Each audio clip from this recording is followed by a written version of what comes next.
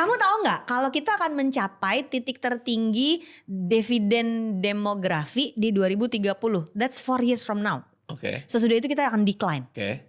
Dan akan decline sehingga ada resiko besar di 2045 angkatan lu dan angkatan gue akan pensiun tapi gak punya uang untuk pensiun. Karena angkatan kerjanya tidak memberikan. Karena kita gak cukup aja duitnya.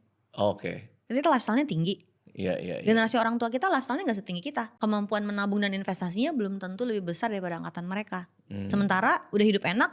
Kan kita generasi yang hidup di zaman Orba lagi tinggi pertumbuhan ekonomi, sehingga udah keburu enak untuk bisa turunin itu waktu pensiun, nggak mungkin dit. Jadi ada satu isu besar yang menurut gue menakutkan adalah 2045 kita nggak bisa pensiun, atau kita nggak punya uang untuk pensiun, atau kita kehabisan uang untuk pensiun. Iya, karena kalau kita lihat hitungannya sih memang cukup mengerikan ya.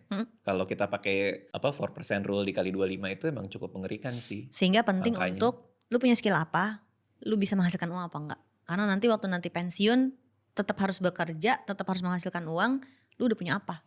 Iya. Jadi dari sekarang please yang umurnya udah 40 ke atas please beberes. Biasanya kan audiens lu dede-dede ya. Gak mau lu forward ini ke kakak-kakak lu, ke tante-tante lu bilangin umur di atas 40 beberes sekarang 2045 gue gak mau kita miskin bareng. Takut dit. Iya. Karena artinya yang kayak gitu kita akan nimpain ke generasi di bawahnya. Si sandwich generation itu nanti jadi ayam geprek generation. Ketimpa dia sama kita. Ayam geprek generation. Karena mereka pun juga mungkin kesulitan nanti. Mereka kesulitan Di masa harus support depan. kita. Berat. Iya, soal pengangguran itu iya sih. Itu make sense sih. Pengangguran itu adalah isu besar. Sementara dipanjangin ke belakangnya adalah kita akan jadi pengangguran juga waktu pensiunan. Ada satu freelancerku yang dia udah ngelamar 100 kali untuk jadi karyawan di 100 perusahaan dan gak keterima. Kebutuhan kita kan memang freelance kan. Ya.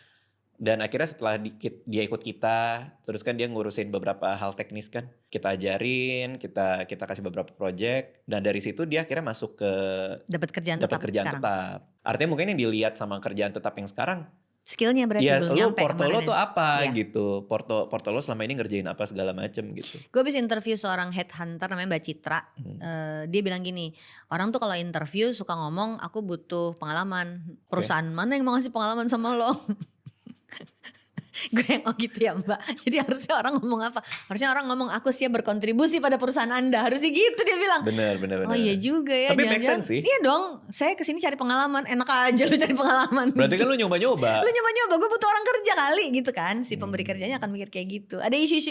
Tapi itu udah isu teknikal ya. Tapi berarti kan isu besarnya adalah mana lapangan pekerjaannya. Mana skill yang bisa matching sama si lapangan pekerjaan itu. Walaupun gue tetap gak setuju orang kuliah itu buat kerja. Enggak dong. Orang kuliah biar bisa terbuka pikirannya.